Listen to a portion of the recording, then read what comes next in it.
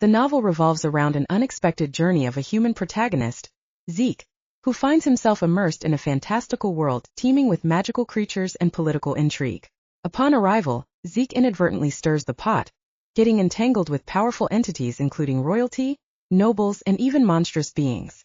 His actions lead to a series of thrilling encounters and unexpected alliances, all while unraveling hidden powers within himself. In a particular chapter, Zeke is left to his own devices in this new world, causing concern among his newfound companions VeLana and TelVurn, who underestimate his ability to cope and create an impact.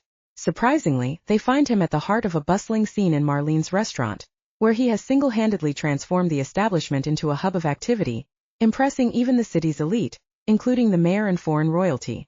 Another storyline delves into a fierce battle where the protagonist harnesses the Stormcaller rune embedded in his arm, demonstrating extraordinary abilities such as summoning lightning strikes and undergoing a transformative shift into a werewolf form. This suggests a deeper connection to ancient powers and a Stage 1 evolution of his weapon, Ragnarok, indicating a potential divine blessing or victory over a formidable foe, the Monster King. Interspersed with intense combat sequences are moments of introspection and growth. Zeke undergoes rigorous training under Hiroshima, not just to enhance his Astra abilities, but to refine his innate talents in combat and weapon mastery. This newfound understanding propels him to victory against an S+ rank opponent, marking a significant milestone in his development. As the plot thickens, elements of strategy and mystery are introduced with characters like Zara and Jackson, employing cunning tactics and magical enhancements during battles against monstrous adversaries. They face challenges that test their teamwork and the limits of their magical artifacts, showcasing creative problem-solving and the depths of their magical world. Amidst the action, there are glimpses into personal connections and character development. Zeke's emotional journey includes a tender moment where he crafts a special gift, the Phoenix Heart Necklace, symbolizing his affection and hope in a relationship, hinting at underlying themes of love and sacrifice. The narrative further explores the complexities of dimensional travel, suggesting that Soul, a figure seeking power, has uncovered the secret to traversing between worlds, potentially setting the stage for interdimensional conflicts and the pursuit of ultimate power. Overall, the novel is a rich tapestry of adventure, personal transformation, and the exploration of power dynamics in a world where magic and technology intertwine. It balances intense action sequences with profound character development and hints at a broader universe waiting to be discovered. Chapter 7. Time for an upgrade. Are you sure we should have left him alone for this long? He was new to our world and VeLana, 1, he insisted, and 2, who cares? He's probably waiting out his time for us to collect him from a jail cell by now. I care, and I know you do, to TelVurn. Also I care. No one is asking you, Jackson. Vel, this human can only get in so much trouble without us unless he killed someone, which is highly unlikely. Chances are we won't find him at the meeting place and will simply pick him up from jail. I know you said it like 3 times now. You underestimate him. You know.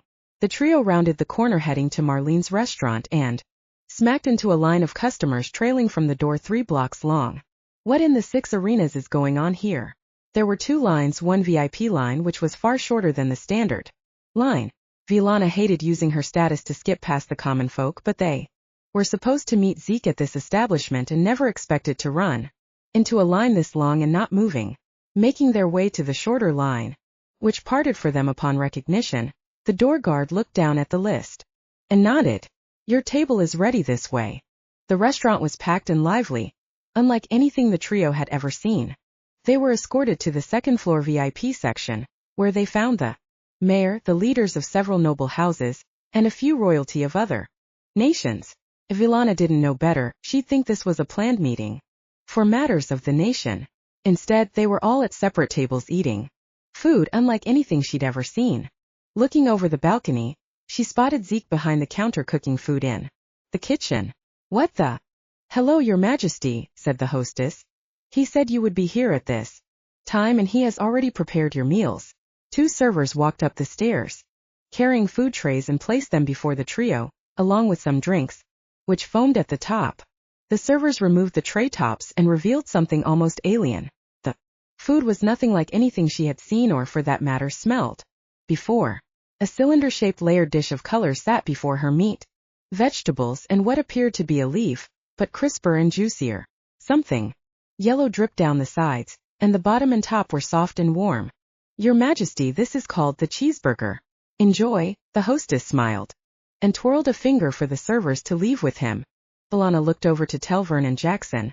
Are we sure this is edible? Jackson, already half devoured his meal and downed half his drink, paused for a moment. Look around, Vel, everyone is eating it with gusto and I gotta say, it is seriously delicious. Especially this drink.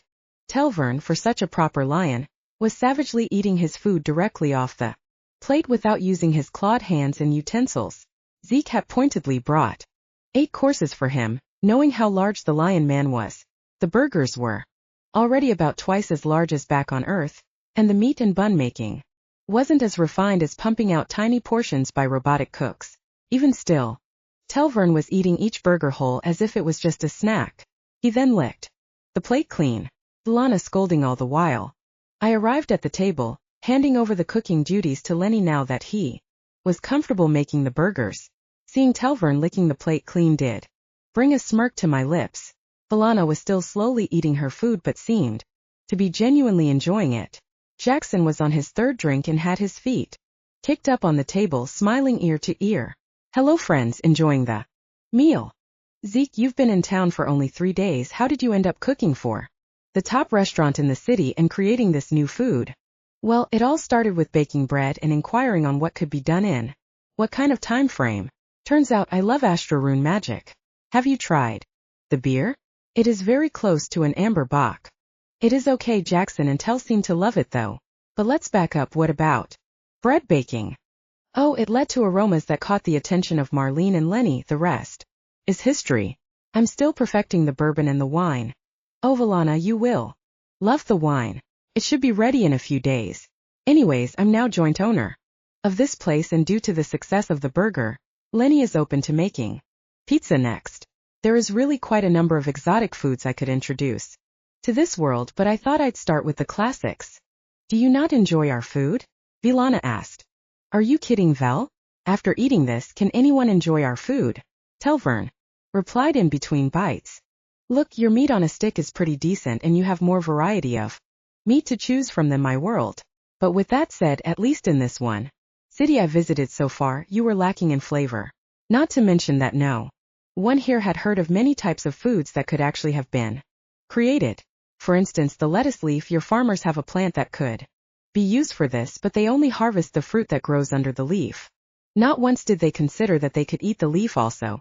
But it wasn't just that, it was the notion that you couldn't mix meat with vegetables. The layering. I admit it was very different but also delicious. My compliments to the chef.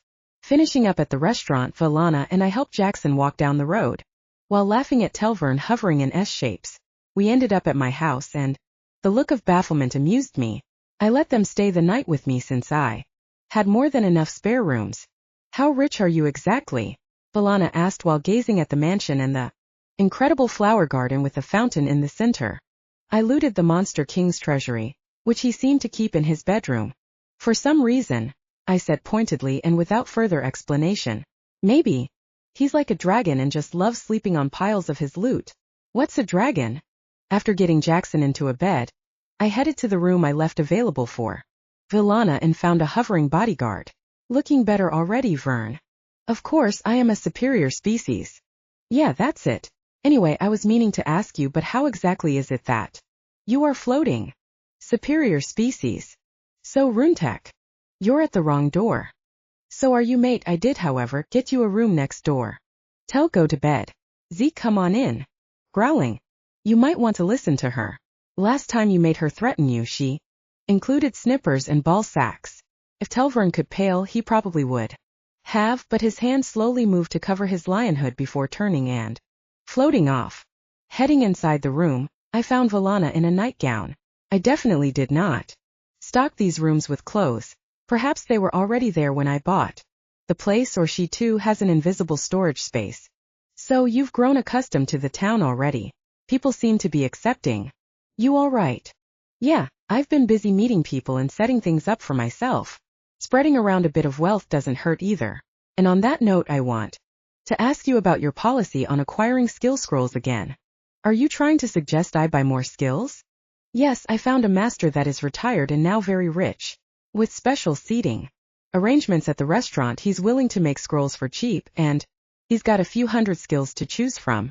The others and I have discussed staying together with you as a team after you become a hunter officially, of course. This means if we're to keep up with you and your spending habits, then yes, all of us are open to acquiring more skills. Good. I handed her a black coin with a silver symbol stamped into it. This will grant you a 70% discount at Scroll Emporium's exquisite market for any scroll made by Master Duncan. The Master Duncan? You know him? Know of him, yes. He's a famous hunter. Or was. He reached S rank before retiring. I whistled in shock. I hadn't realized since he was so masterfully controlling his aura. I guess I could have used astrosense, but I felt it wasn't polite at the time. Any idea what kind of path you want to take with skills? I'm not sure really. I'm a paladin that focuses on ranged attacks but can do melee attacks as well. I have speed and defenses for that purpose too. What kind of skills did you buy? I have a berserker ability, so I aim to be a frontline fighter but not a real shield for party roles. I have skills for defense and healing. Multiple ways to heal or regenerate really. Also got a skill boost to augment my other skills.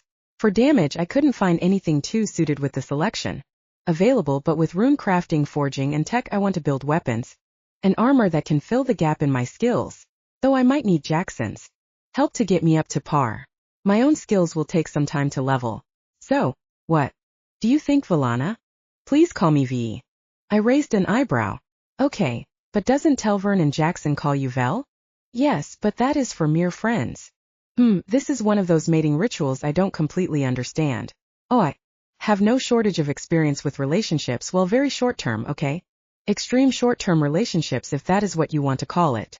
But this is one of those situations that indicate something in the long-term category. Very well. We heard a soft knock on the door.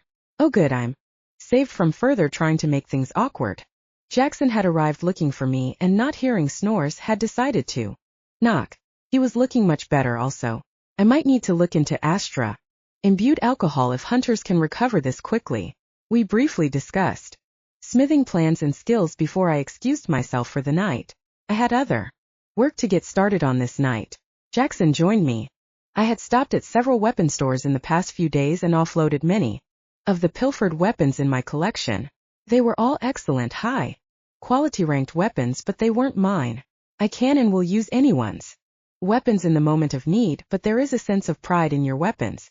Whether made for you, purchased new, or preferably created by you, they become your weapons. Finding weapons just didn't have the same connection. They made me outstanding profits, however. Just because I was already filthy rich didn't mean I would not accept more riches. I'm also glad I didn't pay a single copper in tax on any of my purchases. People work hard for their lot in life, and they set the price when they want to sell things. They compete with others for pricing, but they keep all the profits. If they go through a service like the skill shop, the shop takes a small cut, and that is it. The city itself doesn't collect taxes in the traditional sense. Every citizen serves a few years of service or a tribute, and this includes the nobles and royals. The money collected from tribute only allowed for city guards and key infrastructure to function. The rest of the city upkeep was privatized. One of the ways to serve instead of being a guard or government worker was to become a hunter. However, it required graduation from the academy usually. A royal could vouch for an individual to skip the schooling and be admitted into the trials. Trials, though, could not be bypassed. Failing the trials would cost the royal member a hefty fine. VeLana had no doubts about my success. I also commissioned a special set of scaled armor, hoping it would be ready before my hunter trial. It would take too long to make myself, especially with my E-rank skills. But, with Jackson's help, I should be able to make decent weapons. At first, I was against the idea of using armor due to the tough body skill. Master Berserker. Tough body.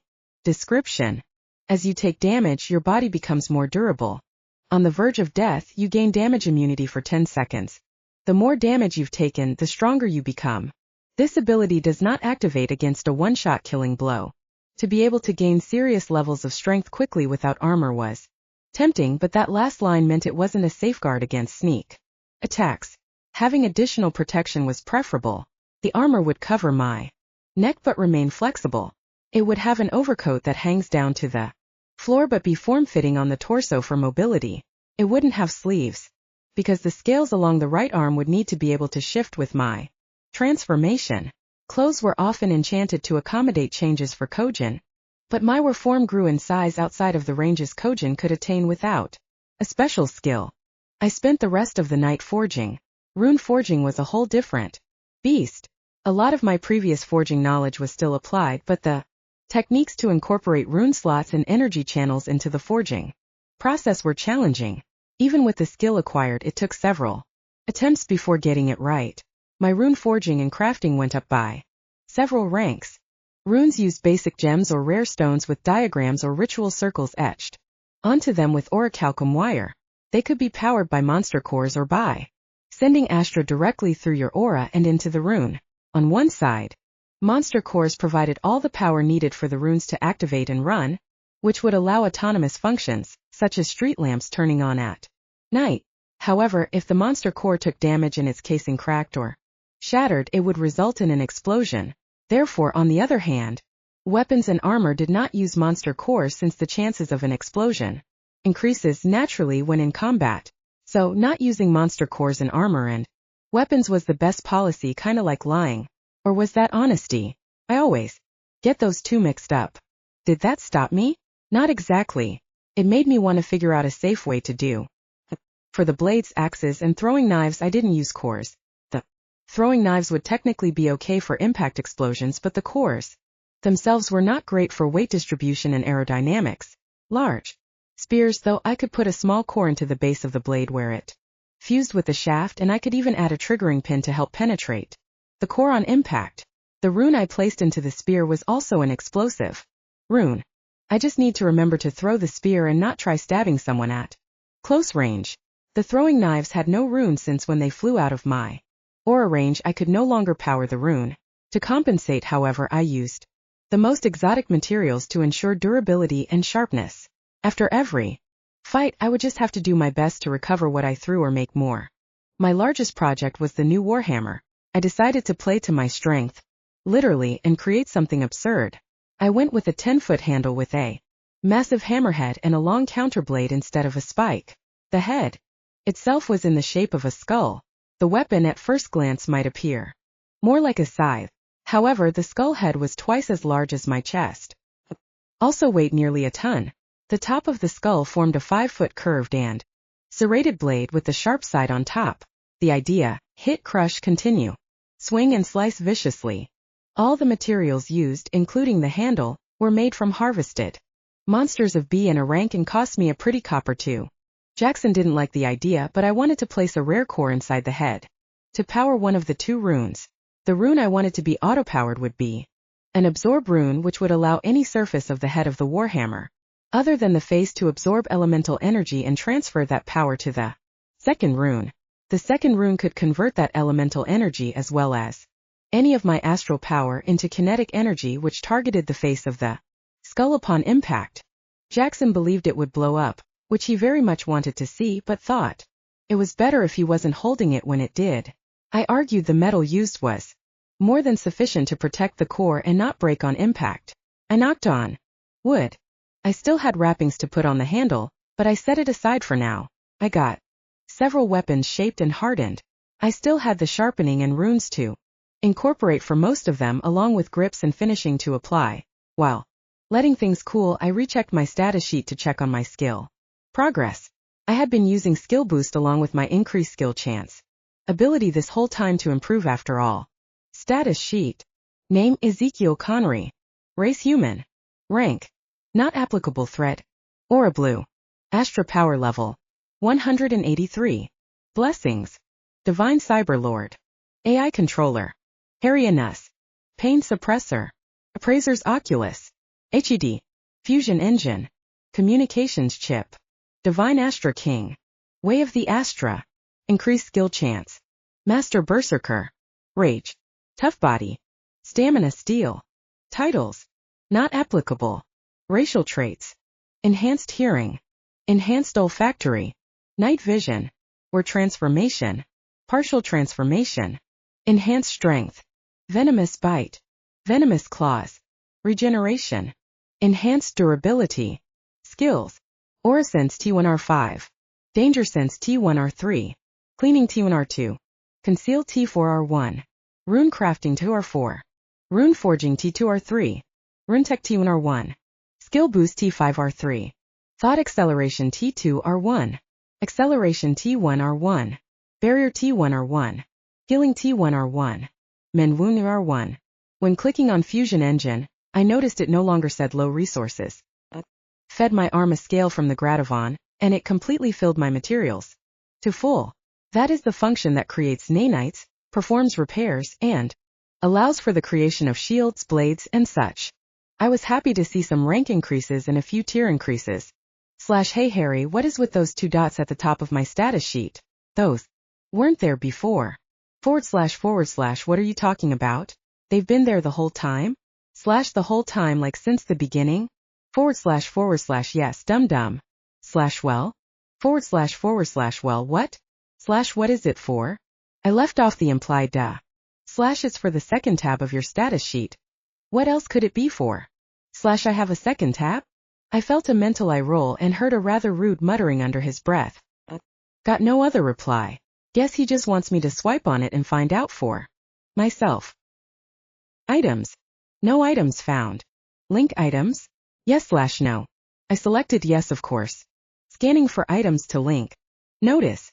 You have 2 items to link. Combat prosthetic arm. Dimensional ring. Would you like to link? Yes/no. The implications went wild in my mind, and I mentally slapped that yes button. Items. Combat prosthetic arm. Dimensional ring. Scan for new items? Yes/no. I clicked no just to see what would happen, and it just went away. Closed the prompt and reopened it. The screen was back with the same question. I left it alone and moved on. As much as I wanted to click the ring one first, the prosthetic one had me curious. I tapped that one first and saw I could expand both at the same time, so I did. Items. Combat prosthetic arm. Fusion cells 100%. Materials full. Upgrade available. Gradavon armor. Upgrade now. Yes/no. Dimensional ring. List of items. Monster King's Bed. Unidentifiable shard. Magen skill scrolls 38. Monster core common. 2476. Monster core uncommon. 971. Monster core rare. 635. Monster core special 14. Monster core ultimate 3. Forged materials. Runes. Platinum. 9,874. Gold. 92,622. Scan for new items? Yes/no. My jaw hit the floor like a Sunday morning cartoon. It was just too much to process. The one rare monster core I bought cost me nearly 5,000 gold. And now I have 635 of them, not to mention the rest. I did take a sneak peek at the forged materials and runes, and it was a crazy amount. It kinda makes me want to reforge these weapons again right now. Seeing all the items in the ring was odd, since now that it was linked I could feel all those items in my head as well. Also, seeing the new amount of currency I had was dizzying. I really am rich.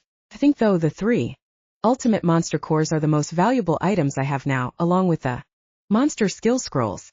I selected yes on the arm upgrade, and the nanites got to work implementing the new changes. When done, my gunmetal gray changed to metallic black mini scales with blue streaks of lightning beneath each scale. It didn't arc out like the real monster had, but aesthetically speaking it looked fantastic. Sometime during the next day, VeLana found Jackson and me in the workshop, excitedly going over ammo and gun designs, and she chuckled at us. You boys gonna grab some food? Or should I have the staff bring it to you? Well, what time is it? Jackson checked his timepiece. Ah crap, I need to get over to the skill shop and use that token soon. I finally noticed the time via my HUD and realized how consumed we were with our work. Well, while he's doing that, want to grab some lunch, V? I said as she beamed at my response. At the restaurant, lunch was pizza, beer, and wine. It was glorious, and the company was great. We talked about life in the city and in other cities, as well as our plans here and abroad. Lenny came over and greeted us. Zeke, might have a word? I nodded, and he activated the privacy screen on the table. I'm getting several offers from other restaurant owners and noble houses for the recipes of everything you've brought to us. The offers are very substantial, however most are asking for exclusive rights aside from us to sell the products. I thought about it for a moment. Money now especially wasn't a concern anymore. Lenny, how is business currently? Seems like we're consistently busy. Are the profits long-term better or worse than the offers? Well, to be honest, we're too busy. We can't keep up with demand. It's not an employment issue or inventory issue, but more of, Lenny thought for a moment, a space issue. We can't hold or staff any more than what we have now due to the size of this place. But profits are very good, but so are the offers. So we can either open more restaurants or renovate and make this place larger. I questioned him. Or accept a few of the offers with stipulations, V said. Thinking for a moment, a beginning of an idea started to form. What if we do all three? I can personally fund the entire expansion of both this building and a second building on the other end of Alpha Street. We then sell the recipe to the top two offers and tell them only those two companies. We'll get the recipe for the burgers, pizza, and beer. We'll keep the wine and whiskey for ourselves for now.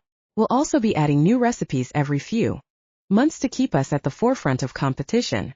That sounds like a very good plan. I'll talk with Marlene, Lenny replied, already having figured out at least part of this strategy. All right, Lenny, I'll let you handle all the details, just send me the bill. And I'll take care of it. You're a godsend, Zeke. I'm glad we found you. I'm glad you took me in and let me bring some of my culture here, I replied, and stood up to shake his hand. Well, we got a surprise for you both, he said. We got the ice cream recipe. You gave us finished. Would you like some dessert? I grinned and gave him a nod. VeLana was in for a treat. After dropping her off at the embassy, she announced she would pack up her things and officially move in with me. I would be lying if I didn't see that coming, but I smiled and said I'd tell her welcome home when she got back. When I returned to work, Jackson returned with a new device on his wrist. He activated it and a ton of parts and scrap fell out. I brought my entire workshop worth of materials and tech here. Your shop is so much better than mine, he said as he started organizing everything. You got a dimensional storage device? Oh yeah, I made this after studying your ring. It isn't up to the same level of magic the Monster King used, but it will do the job. I marveled at what kind of a mad genius Jackson was to have figured out how to make that after 2 minutes of studying the ring. Together we got my ammunition issue worked out for my revolver. Many modifications had to be made to the gun, but now it could summon bullets directly from my ring when empty. The bullets also contained empty chambers that could fill various forms of elemental power. Jackson said he could supply them with his pyro touch skill. However, I wanted something more destructive. After brainstorming with both Jackson and Harry, a thought suddenly struck me. Had monster skill scrolls still to look at. Seeing the sun had already come up, Jackson and I met with the others for breakfast, who were excitedly talking about their new skills, except for a certain grumpy lion. That is until I placed 38 monster skill scrolls in front of him. Hey buddy, check these out. I gained access to the rest of the hidden items in my dimensional ring, and I suspect you're gonna love these. He cocked an eye at me but unrolled the first scroll, and he about ate the table. These are these. Zeke, I think you broke him, Jackson said. Monster skills. TelVurn finally blurted out. Oh, I know I broke him, I replied, even as I watched TelVurn snatch up 2 more to unfurl, wholly lost in his world. Jackson reached out and snatched one up and unrolled it, followed by VeLana. Zeke, do you know what these are worth to the Mages Guild, especially their research division at the Academy? VeLana asked. Nope, but I'm already super rich. This skill is called mutate. If the Magen survives an attack, it can mutate to become immune to that attack again. Sounds amazing, but it causes physical mutation, which means if a Kojin uses this, they might turn into a hideous monster over time. TelVurn rolled that one back up and picked up another. You might like this one though, Vern, Jackson said. It is called grotesque amplification. Use this skill to amplify the next skill used, morphing it into a grotesque version. This one also might be good for you, VeLana spoke next.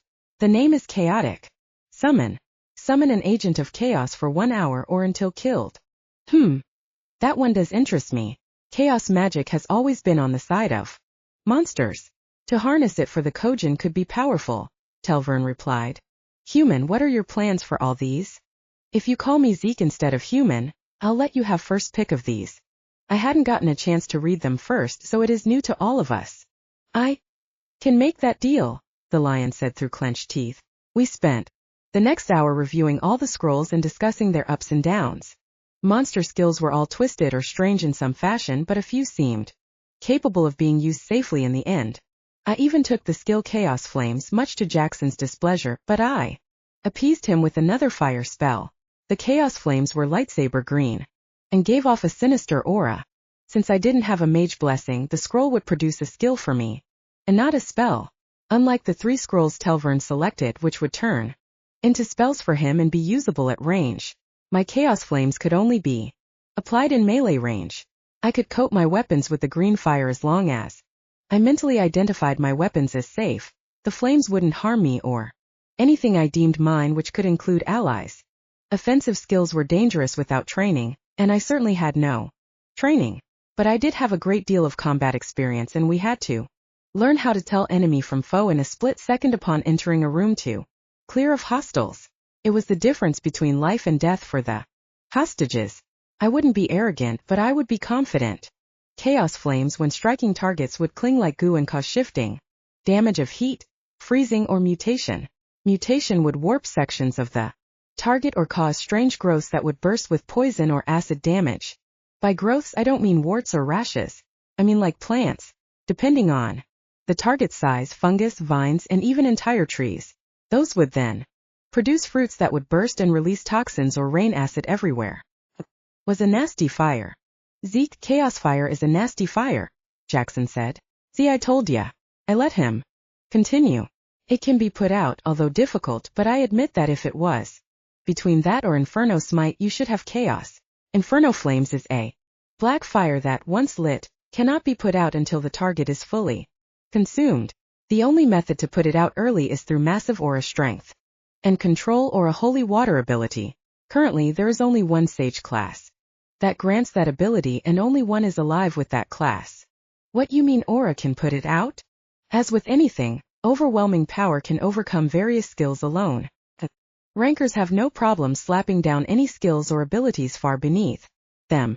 But Zeke, of all the great pentaflames, Chaos is truly nasty. Well, Inferno is definitely fearsome, and I'm glad you let me have that one. Your skill can spread quickly. So just be careful with it, alright? Yeah, will do. Now for the rest of the flames there is. I let him drone on since he embellishes everything. Essentially it came down to 5 flames. Pyro is red/orange and normal. Chaos is green and usually controlled only by monsters. Holy and Inferno, white and black, were found in various summon creatures that some summoners brought to this world. Then there was arc flames, lightning blue fire that burned and sparked.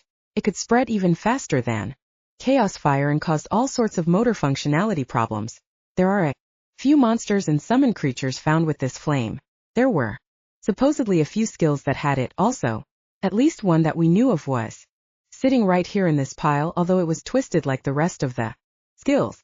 After polishing off pancakes, this world's version of sausage, bacon, and eggs I cooked, I left them to their new skills again while I spent the rest of the day forging. Oh, and the tailor stopped by to deliver my new wardrobe, as did the armor smith with my new battle armor. I love that rush job, and it only cost an extra few gold coins. VeLana said I was scheduled to take the hunter's examination with the next batch of prospects next week. I had 9 days to get prepared, so that is what I did. Oh, did I mention the weeks here were 9 days long? Chapter 8. Trial time. Now, we were told yous were the ones that bought up all the scrolls.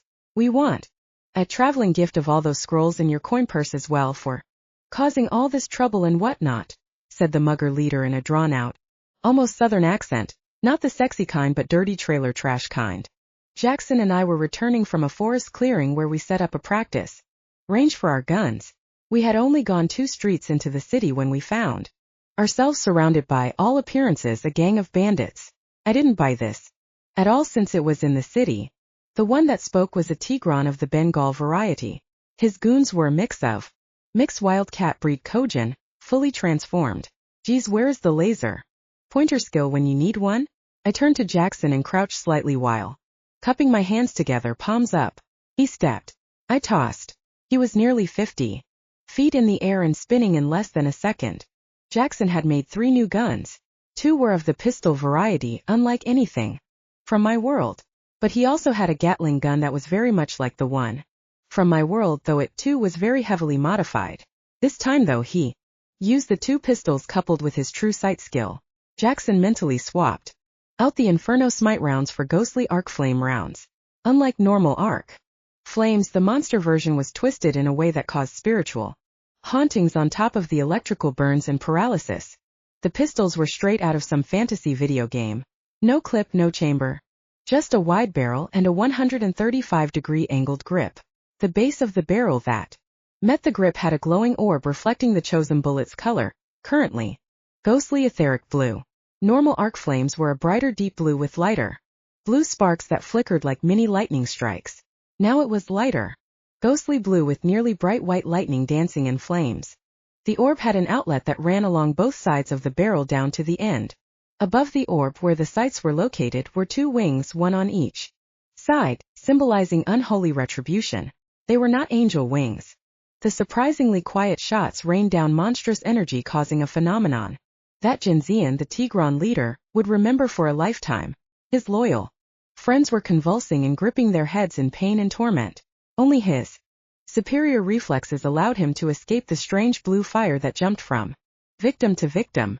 I was impressed with the results. Only one of the D rankers recovered, just to be struck again by Jackson, who recently ranked up to D rank himself. Since there was no rank disparity, it came down to skills and training, and Jackson was far better trained than these noble houseguards playing fake bandits. Jackson and I examined my abilities while working and did some experiments. We found that with his Technomancer blessing and my Divine Cyberlord blessing, we could exploit the communications chip ability. The result was an earpiece connected to my network within my aura range. Limited now as it was, it could potentially expand greatly as I ranked up. We communicated mentally to coordinate the flow of battle. It was 8 versus 2 and we were overwhelmingly outranked, but not necessarily outskilled or trained. The disparity of rank meant as strong as I was, E rank would no doubt lose to C rank, but D rank could, with some help, overcome the gap. I played my role. As for the fake bandit leader, he moved so fast that I barely saw him coming. With thought acceleration, much less had time to use acceleration or danger sense to avoid his attack. I took the clawed attack on my prosthetic arm, thankful for the recent armor upgrade, and slid backward due to the force of the blow. Impressive, you blocked my attack. My name Traveler is Genzian. Now let's see how you do against the Fang-Tooth Way. Prepare to die. His fake accent was suddenly gone in the heat of battle as he gave up his bandit ruse. This was my first actual time crossing blades or claws with the bestial art. The Tigran grew several feet larger, ripping his clothes to shreds. His pants, thankfully, mostly stayed intact. Red energy, like claws, overlaid his actual claws, and red energy engulfed his eyes. I must admit, Genzian, I am confused. Genzian had assumed a battle stance and was about to initiate his attack, until he paused at my words. Meanwhile, Jackson attacked each of the tormented souls and struck them hard with his D-ranked strength. Although he was still an Iron rank hunter, moving up to D-rank threat meant he was now eligible for a rank-up trial. It would start shortly after the starting time for my trial to become a hunter. What are you confused about? Genzian asked. It didn't matter that all his companions were being struck down around him. At that moment a question had been presented to him and he needed to know the answer. You call your bestial art Fang-Tooth Way, but only your eyes and claws are engulfed with red energy. It is an art passed down for many generations. It incorporates swift strikes with lightning reflexes. Right, but Fang-Tooth? Or is it supposed to be eyes and claws way? I mean, do you bite me to death, or are you about to perform some acrobatic maneuver with claws and eyes? It has nothing to do with eyes. Then why are your eyes glowing? It's just a name. It doesn't have to be a description also. Okay. Let me pose to you another question. When you shout out Fang-Tooth Way, are you intending it to be intimidating or just being silly? It is not silly. It is definitely intimidating. Right, but how is it intimidating if your actual teeth don't glow? I mean, mate, at best, you're just senile. I am not senile. He screeched, then tried to recover. That is just the mental arts I am putting on you to make you Unius. Genzian suddenly collapsed from a strike to the back of the head. Jackson had swapped the ghostly arc flame rounds for a kinetic rod round. This round utilized my conversion rune design to convert astral energy into kinetic energy. The rod was of extraordinary exotic metal found in my dimensional ring. He only made a few and quickly snatched the round out of the air after bouncing off the sea ranker's skull to be reused later. The shot fired was augmented by one of Jackson's skills called Damage Boost, a Tier 2 Rank 4 skill. That augmented the output of any damage. Genzian fell to the ground, unconscious. I moved in quickly like a blur, and had a knife appear from thin air. Before Jackson could even blink, much less protest, I plunged it into Jangsirian's eye, socket and brain. Why did you kill him? We had him incapacitated along with his whole crew. We could have turned them all in. Jackson saw my eyes move slowly to look at him without moving my head, facing a now cooling corpse. What he saw was no remorse. Jackson knew some guards that had killed other Kojin in the line of duty, and as monster hunters even they get assignments to take down bandits and criminals from time to time, but Jackson had never seen such detachment. It was almost like, no, that kind of speculation brought bias. Best to learn the truth from the words spoken, he thought to himself. He was high-ranked. We have 6 others we need to transport on top of him. My eyes shifted back down to the corpse. We couldn't afford him waking up in the middle of that. He wouldn't fall for that tactic twice. Jackson nodded at this explanation but felt there was something more to it. Notice. You have acquired a new skill. New skill acquired. Astra Consumption T4R1. Description. Upon killing an enemy, activate these skills to consume a portion of the Astra this corpse contains. I immediately activated the skill, prompting me to raise my hand over the body. Golden light swirled out, and I saw my Astra rise by 12. Not bad, considering how hard it is to raise Astra, but it seems a bit low considering how much a C-rank Kojin likely contained. For a Tier 4 skill to only gain this little, I would guess I needed a lot of ranking to see substantial gains. That meant a lot of deaths. Wonder how much monsters would be worth. I'll have Harry analyze it and create a graph or chart at some point. I've been making steady progress each day, a point or two while keeping my routine. Now this new gain put me over the threshold of 210. I was now 1 point into purple aura, and the euphoria of ranking up was addicting. I could feel it throughout my whole body like the warm afterglow of, okay, you know what, never mind, let's move on. We reported the attempted crime and delivered all the bodies alive save one. The authorities accepted our tallow, especially after Jackson showed his tracker's credentials. Hunter tracker display. Name Jackson of Terillia. Status Hunter. Astra 209. Rank Iron. Blessing. Adept Technomancer.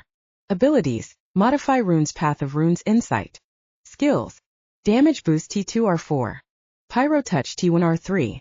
True Sight TR3. Danger Sense TR2. Inferno Smite T5R1. Ghostly Arc Flames TR1. Kills. F. 11,846. E482. D15. C3. B1. B0. S0. Apocalypse 0. He didn't have a high rank, but it was high enough.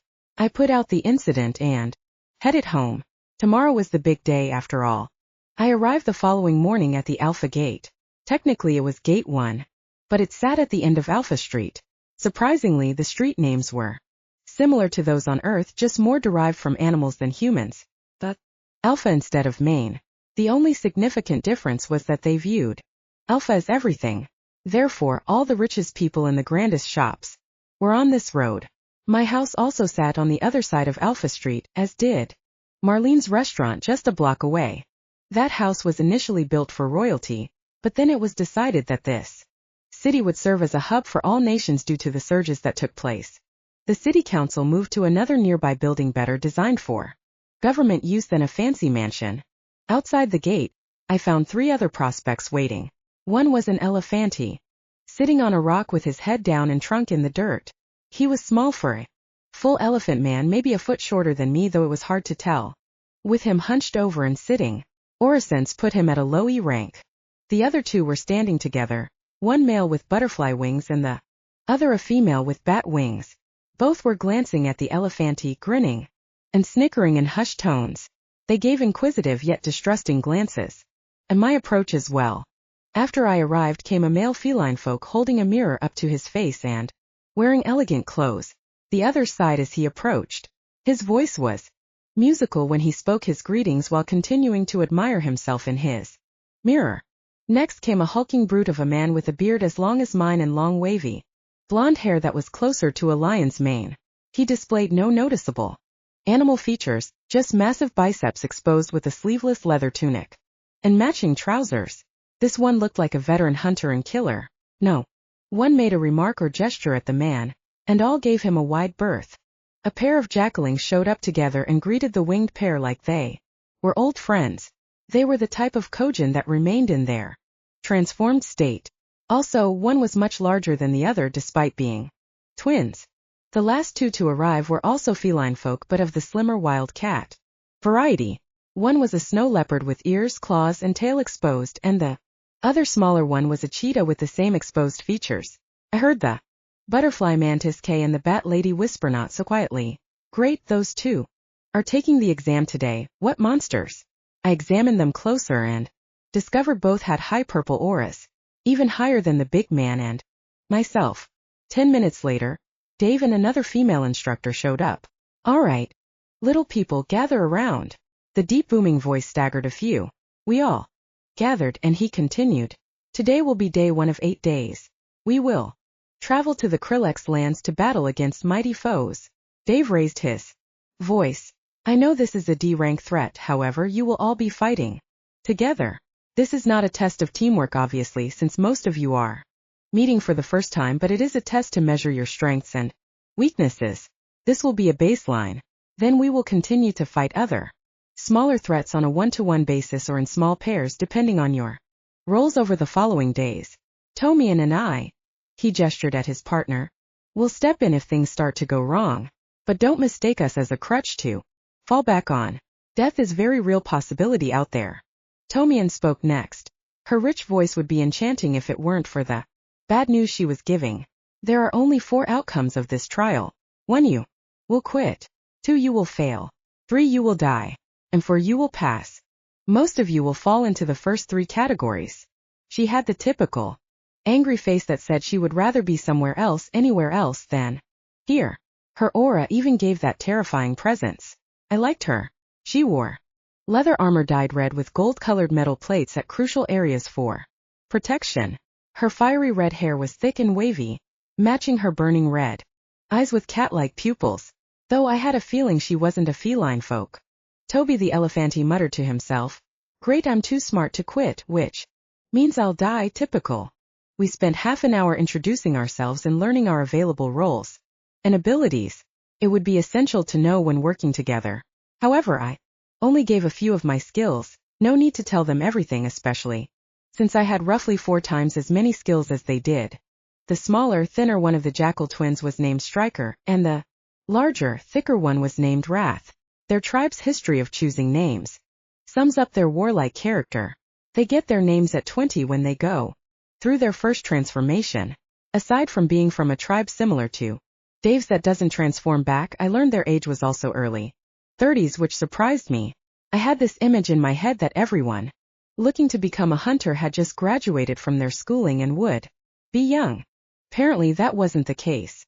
Those that go to the academy go on to apprenticeships first to gain experience and skills, then when deemed ready, attempt the trial. In fact, it is rare to have Kojin attempt it in their early 20s like the Cat sisters were doing now. So, I might be the oldest, but only by a few years, which is a maybe. I had no idea how old any of them actually were.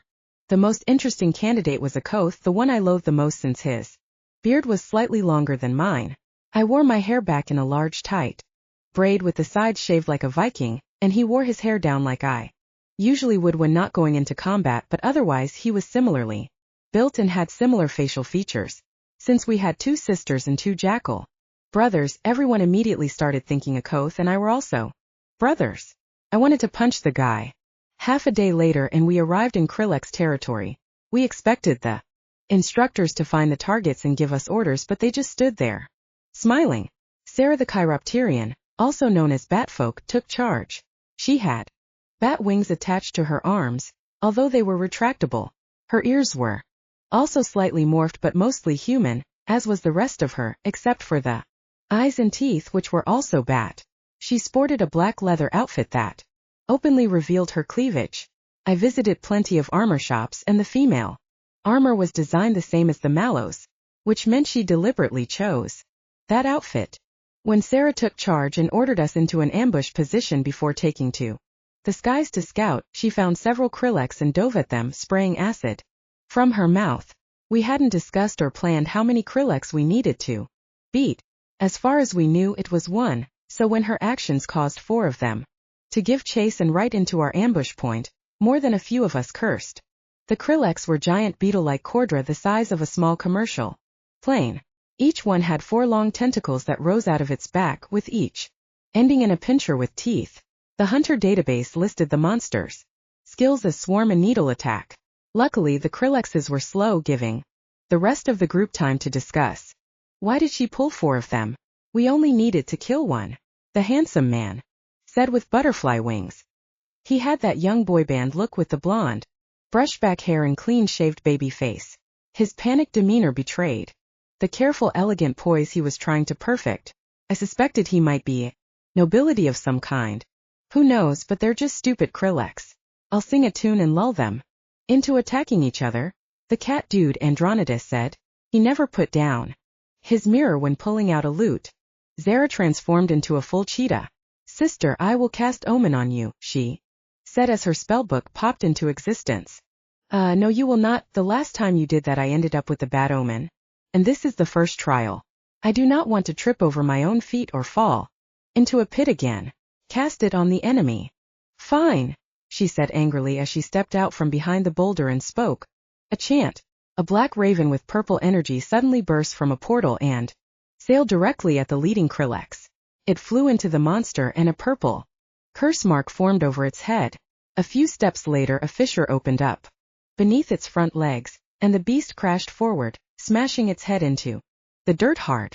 The fissure opened wider, and the front half of the bug monster got stuck with its back legs kicking wildly in the air with only the tentacles preventing it from going any deeper into the crack that had formed. There were only 10 of us against 3D rank targets now that the 4th was out of the fight, at least for the time being. I'll take one out from the start. Striker and Wrath, you both take out one and move on to the next as soon as you can. Creston, you signal Sarah and attack the last one from the air.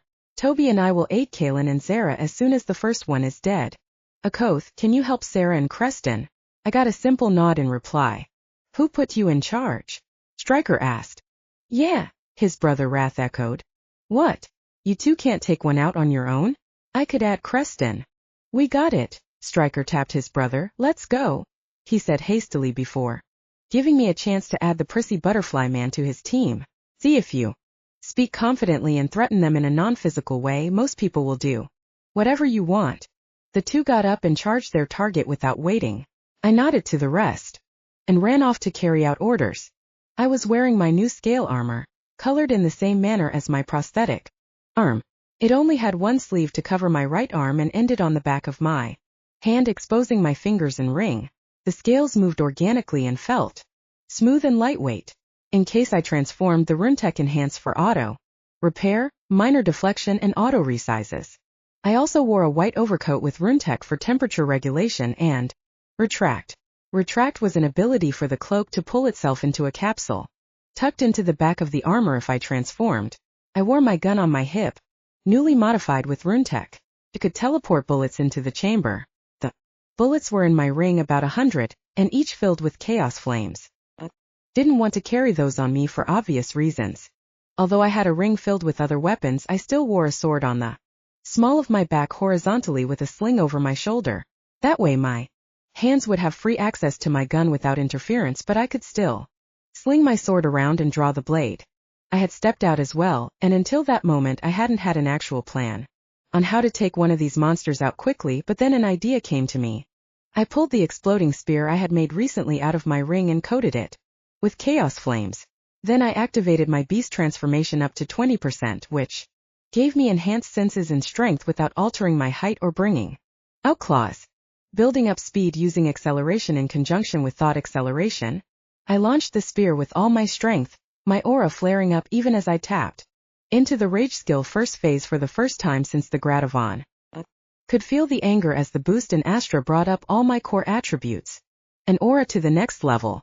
The spear broke the sound barrier, and if it weren't for the sticky nature of the chaos flames, it probably would have blown the flames out.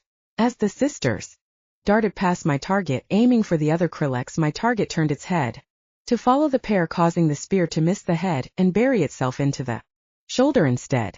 It nearly vanished inside, and immediately the monster roared in pain at the loss of mobility in its front left leg. Then an explosion tore the leg and a good-sized chunk of its underbelly off. Wow, that was awesome. / for once I agree with you. Do it again. Chaos flames spread on the surface and deep within the muscle tissue when another sudden explosion blasted out the back of the monster, causing another roar of pain.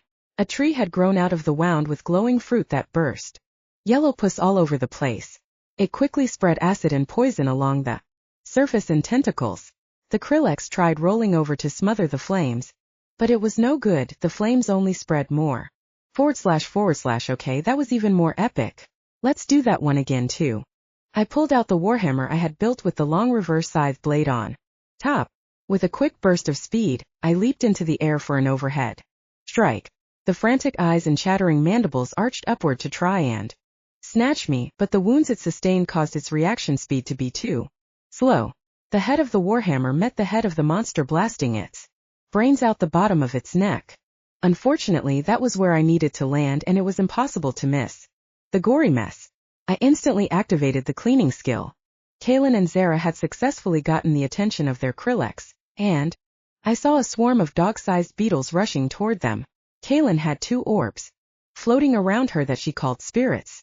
One was green and the other blue. Despite being only an adept spirit tamer, with the help of her sister's Omen powers, she could acquire 2 powerful spirits higher than her own rank. 1. Substantial. Chapter 9. Is now a good time to tame? Zara saw the leprechaun and swore under her breath, even as her sister swore out loud. The good news of Good Omen meant a bonus drop for everyone if they successfully killed the creature.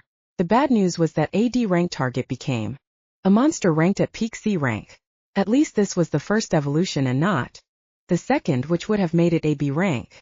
Omen had 2 potentials for both bad and good omen. Champion Harbinger. Omen. Description. Conjure a bad omen or a good omen. Bad omen is represented by a raven or a bell that tolls. Then summons a hellhound marked target with misfortune level 1 or 2.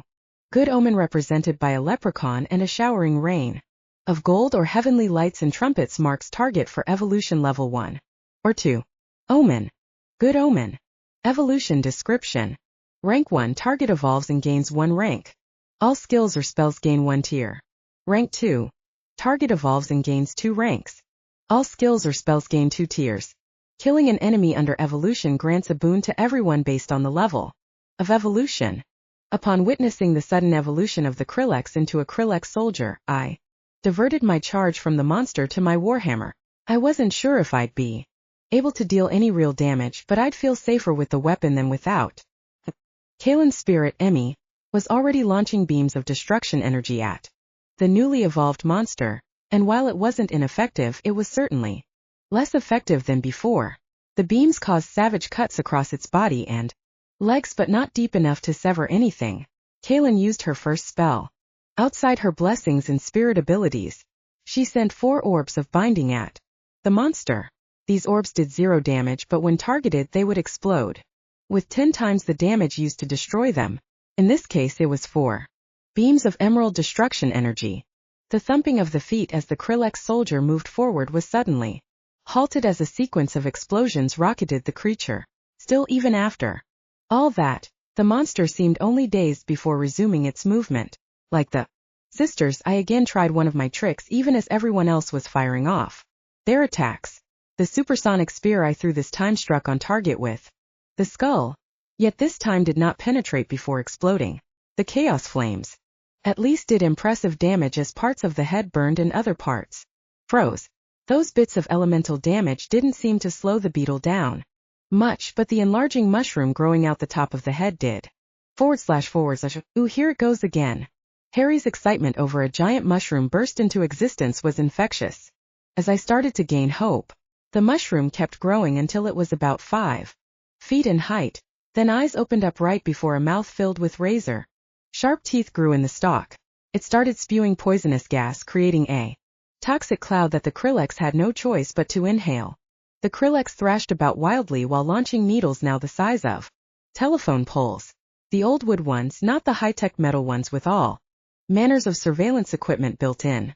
I took one on my shield and was thrown backward even with my impressive strength.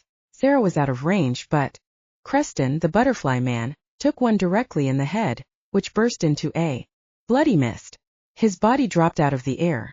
Akko somehow got underneath the giant Krillex and with an explosive uppercut he tore a huge section out of the neck, which caused the needle attack to cease. Finally, the Krillex too ceased to function as the poison did its job and it hit the ground dead, with heavy breathing being the only sound across the battlefield as we all looked on in shock at Creston's corpse. A voice weakly broke the tension and silence. "See, told you I would die." "Oh well, good." He was interrupted by blood spurting out of his mouth. "Bye." Tomian appeared next to Toby and yanked the wooden pole spike out roughly, revealing a giant hole where his stomach should have been. Tomian then summoned a sunflower. It glowed in radiant light, healing Toby. "Get up, you idiot, you're not dead yet." The rest of the day was spent harvesting the Cordra, which was primarily done in somber silence. Typically, only the cores would be taken and the rest of the usable parts would be left behind on these trials due to space in the wagons. The wagons, which were magically powered and were driven much like vehicles back home, still only had so much space. The group used said space for their supplies for the 8-day trek. However, since I had disclosed my dimensional ring, it was decided to strip as much as possible. After, of course, having to explain how I obtained the ring and yes, really me, I killed the Monster King. At least the harvesting served to distract from the tragedy that occurred today. Even Dave, who told us ahead of time that death was a genuine possibility, didn't take the time to give a lesson.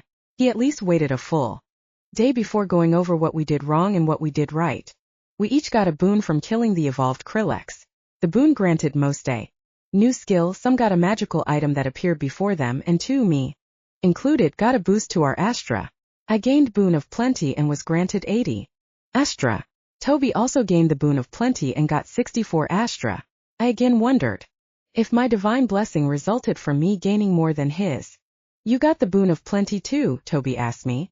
"I bet it was higher than mine." "It's always higher than mine," he said as he dipped his head down again. I patted him on the back. "Don't be down, we got an incredible gift. This is a good thing. Only costed a life and almost 2 lives. I couldn't argue with him and was honestly not the best person to try and cheer someone up. Thankfully, Kaylin took over and freed me from the spiral of depression. She may be boisterous and overconfident, but she had a big heart also. When we finished, we moved to a new zone with a better climate than a hot desert. This weather change also confirmed my suspicion, and I'm more than sure now that this world is flat. There is no reason to have a 110-degree desert bordered by lush rainforest and a frozen glacial tundra. Each region seems artificially governed by a different climate and Astra saturation levels. Perhaps it is because of these varying magical densities that also dictate the climate, but it is hard to say with how the world voice operates. I would need to study things for a while, and the idea of that told me I had better things to do. We moved to an area with a small grove of trees and a pond, then set up camp. After camp was set, Dave set up the watch rotation. "Tomorrow we'll head back into the Northern Realms and pick up contracts. You will each be responsible for choosing your own contract. Choose well." With that, he nodded to his partner and they both went to their tents. Despite it being hours later, recovering our Astra levels from the ambient environment took a while. Mine was a bit faster than the others, save for Sarah, that had a passive skill for enhanced Astra recovery. Still, none of us were ready for another fight. Well, not really, we could have push came to shove, but all we wanted to do was eat and pass out, maybe fart a few times. So when we all sensed a powerful Cordra appear of another B rank, we were all a bit nervous, even me. Dave stepped out of his tent and vanished. He didn't turn invisible. He simply moved faster than I could comprehend. He never used any skills, bestial art, or even an aura attack. That was just pure strength, Stryker said in disbelief. Yeah, scary, Zara said. Why would it be scary? Said the confused Akoth. He's on our side. I leaned over and explained to him how some people are more connected to their emotions, which in turn causes undue distress over perceived strengths as detriments. He muttered under his breath something about women. I was about to correct him that I meant people in general, not just one gender, when Sarah slapped him on the back of the head, and everyone started laughing. Anything to lighten the mood became acceptable, and I decided to let it be. Although we had harvested meat off those beetle-like cordras, I had a nice stockpile of cheeseburgers in my ring, which preserved freshness and heat. Became the most like that night. I even got a surprise visit in my tent. Later, she shimmered out of nowhere, leaving lingering aftereffects of invisibility behind. You can do it, Sarah. Don't just run, you need to attack it too. The cheer squad led by Kaylin was rooting for Zara and Toby, who got paired up to take down a D-rank threat. Said threat was a Venipore. Venipores were quadpetal cordra with a mix of tusks and horns, almost like a crossbreed between boars and rhinos. They were almost F-ranked creatures that preferred to run instead of attack, yet when they did decide to attack they had crackhead-like determination. The sheer amount of energy and constant motion, coupled with the razor-sharp tusks and horns, was frightening enough, but these beasts were also very tough, which meant capitalizing on their weaknesses wasn't the key to success. Their only skill was charge, and their hide wasn't scaled or armored like most cordra. Thus, they should have been higher, especially considering their Astra count. However, most of the Astra wasn't used for skills, they were used for non-stop determination to kill when provoked. They were fat as well, which meant that even though their skin was weak and easily pierced by weapons, they could take a hit just fine, and if you got trampled it was a quick way from being an is to a was. The plus side though was they made excellent steaks. So, regardless of their inferior skills, armor and Astra, they were among the few that received a higher threat rank than they should have deserved. Zara was fast without an acceleration skill, although she did have a species trait that gave her an edge in speed. Still, the Venipore's charge skill was also fast, and Zara spent most of the time barely dodging. Her blessing was less than helpful when she couldn't stand still and cast spells while relying on her sister to protect her. She had one spell which she activated to help her track the target and gave her eye beams, but none of her other spells were actionable. She had Threads of Fate, which would have been a game-over skill, but it had a long chant that required her to be still, and the Venipore didn't give her that opportunity. Then there was a healing Elephanti with the Adept Cleric Blessing for her partner, and he was even less than reliable.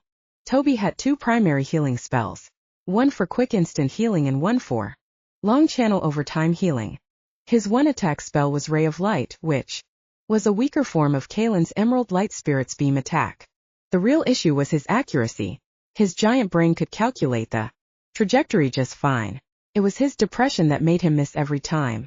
He knew where to shoot, but then he'd tell himself it wouldn't work and he'd shoot somewhere else instead, and that would cause him to spiral even further into depression. It seemed like a stalemate, but at this point it was a battle of attrition. The charge skill took more Astra than Toby's spells and Zara's stamina. Eventually, the monster ran out of steam, and Toby finally stopped missing enough to kill it, along with Zara's beam attack. Zara was wise not to tempt another omen on an enemy without proper planning. When the two were paired and told to pick a contract with a max iron rank allowed, the one they chose called for the harvest of Venipore meat. They didn't put much thought into the type of cordra and almost failed because of this. Wrath and Stryker were broken up and fought individually against E-ranked Crux Vashers. They were allowed up to bronze rank missions due to their higher attack capabilities, but the Krillex mission was still ripe in their minds. Crux Vashers were metal elemental creatures resistant to physical attacks and decently fast. Their downside was that they only had one skill, though that skill was swirling shards, which meant they could control metal shards around their bodies. Both brothers were melee-based fighters, and so this matchup was to see what they would do in this situation. Stryker tried to outpace the shards and attack with everything he had. He failed and nearly died. Dave stepped in to save him. Wrath, on the other hand, refused to fight, stating that his power set was not suited to this fight, and he chose poorly on the contract after witnessing what happened to his brother. He passed the test but with a penalty which became an object lesson to those going after him. As professional hunters, taking a quest and then not fulfilling it deprives others for a time to take. Due to that, a penalty was issued at least after the third time being on. A trial excluded them from this penalty, but Wrath lost points. Sarah had an aerial battle with Rashoons, which were E-rank birds. They were only E-rank due to their non-aggressive nature, and their reluctance even to retaliate when attacked. But when they did attack in return they were highly aggressive. Having the talon slash and feather dart skills, they were credible threats up close and afar. Sarah seemed to have no real difficulties with her acid breath species ability and her wind slice skill.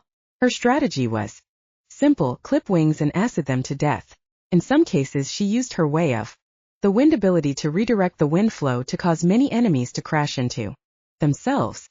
She also had spells since her blessing was an adept elementalist: water shot, stone shot, lava whip, and of course wind slice.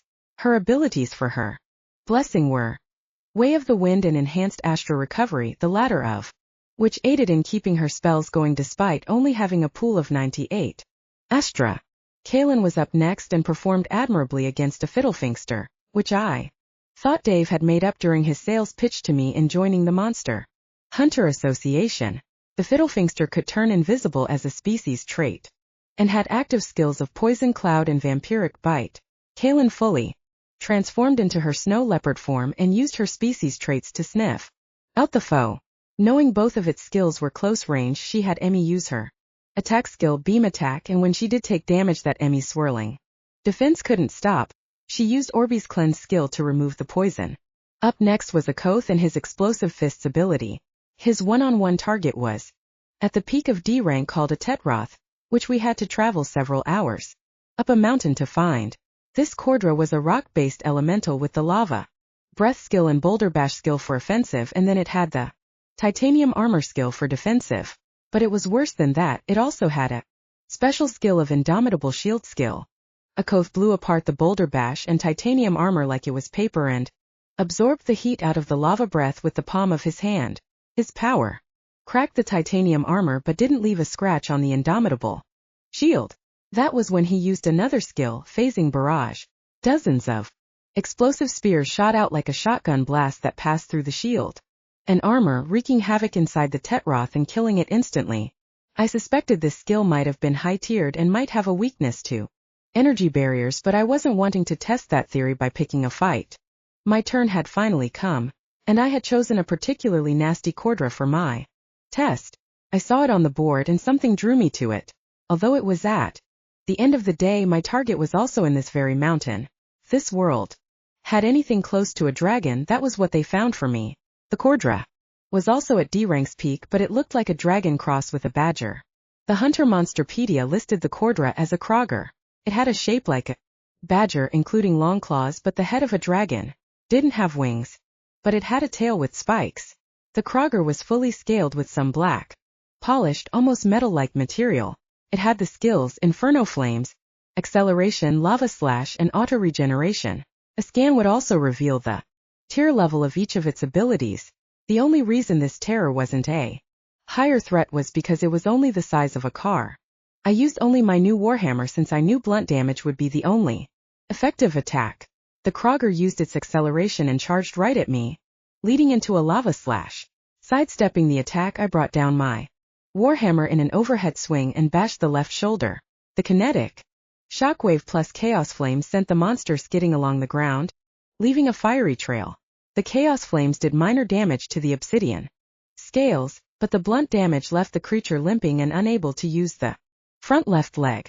The Krogger snarled and barfed up a heaping pile of inferno flames that I intercepted with my prosthetic arm, now formed into a shield. The heat nearly caught my beard on fire, which caused me to instinctively tap into the first phase of rage due to the actual rage I felt over that attack.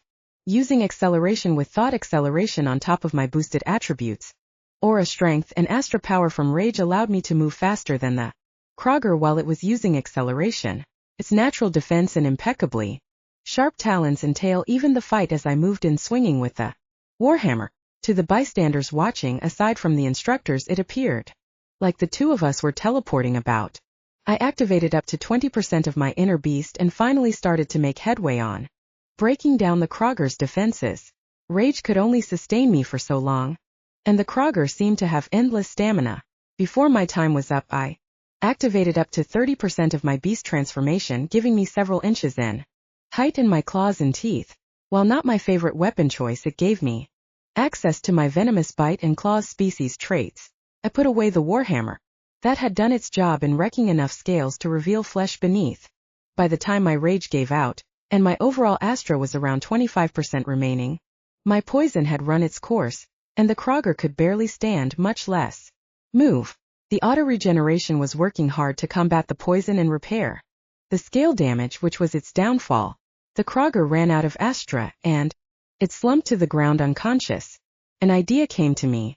Before this trial started, I had stopped at the skill shop again and picked up a few more scrolls. I didn't use them immediately because I wasn't sure I would need them or if I wanted to give them away. Our team was looking to add members, and depending on who we add, I thought having some skills to bribe them with might come in handy. But now there was one scroll that I could use that would be helpful in this situation. I thought about the one I wanted and pulled it out of my ring. I put my palm on the scroll and channeled my Astra into the scroll.